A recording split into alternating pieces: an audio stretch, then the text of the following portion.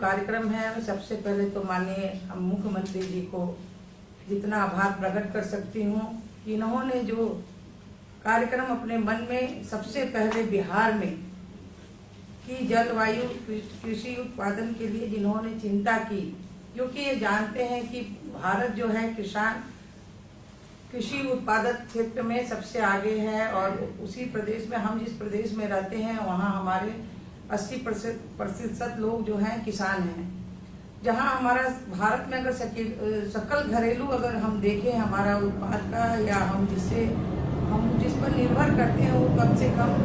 हमारा 17% वो होता है। तो उस 17% को कैसे बचाया जाए इसके लिए उन्होंने जो परिश्रम किया है और उन्होंने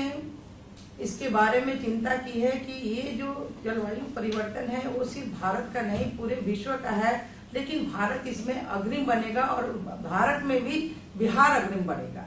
और बिहार के हमारे माननीय मुख्यमंत्री माननीय नीतीश कुमार जी ने जो चिंता की, हमारे देश के माननीय प्रधानमंत्री ने जो चिंता कर रहे हैं, वो सबसे बड़ी बात है कि हम इस जो ग्लोबल वार्मिंग हमारा जो है मान है, हम कैसे उसको झेल पाएंगे, हमारे किसान कैसे झेल पाएंगे और हम किसानों के हित में किस तरह से कार्य कर पाएंगे। और इसके लिए इन्होंने 1 वर्ष पहले जो कार्यक्रम किया है वो बहुत ही सराहनीय होगा। और मैं किसान भाइयों से आग्रह करना चाहती हूँ कि मैं भी देख रही थी, मैं भी गांव में जाती हूँ, जो जीरो टेलर्स का जो जितना भी खेती हुआ था, जो एक साथ हम बीज और लाइनिंग करके जो दिए, उसमें उत्पाद हमारा बहुत बढ़ा था। और उत्पाद बढ़ने के कारण एक बहुत अच्छी सब लोगों को जो वहाँ पर एक परिचर्चा हुआ, उसके लिए बहुत ही हमारे किसान उत्साहित थे। और वो मौसम के अनुसार में आज जो चीज हम मौसम में खाते थे वो बिना मौसम भी लाके अपनी अन्न को पैदा करते हैं कि हम कैसे उसको 2 बार 3 बार हम अपने उपज को बढ़ा सकते हैं। तो चाहे वो औषधीय हमारे पेड़ हो, चाहे हमारा धान हो, गेहूं हो, लेकिन इस बार थोड़ा सा मैं अपने वैज्ञानिक भाइयों से कहना चाहूंगी, ये वार्निंग मार्ग में जहाँ ज्यादा अतिवृष्टि हो रही है, अति सुखाड़ हो रहा है, उसमें कुछ हमारे जो है जो किसान भाइयों का जो मन की पीड़ा होती है मैं साझा करना चाहती हूँ, उनको भी अच्छा लगेगा सुनने में। जैसे इस बार जो आया, जो धान इतनी अच्छी हुई, लेकिन ज्यादा बारिश होने के कारण सेलम बोर करके एक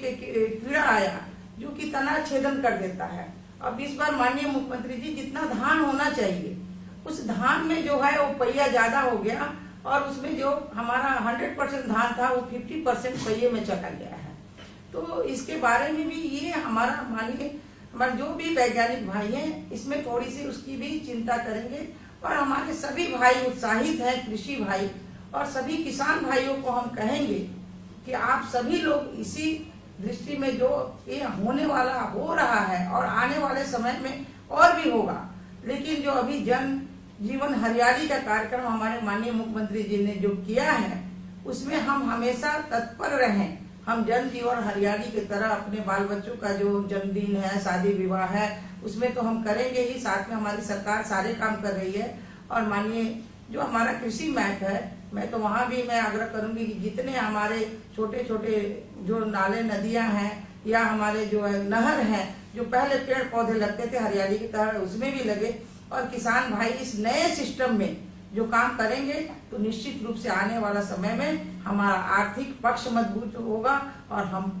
देश को एक अच्छा मॉडल भी दे रहे हैं हमारे माननीय मुख्यमंत्री जी, और हम विश्व में ये मॉडल तैयार कर सके। हम किसान भाइयों से आग्रह करते हैं कि आप सभी लोग मिलकर आइए और इस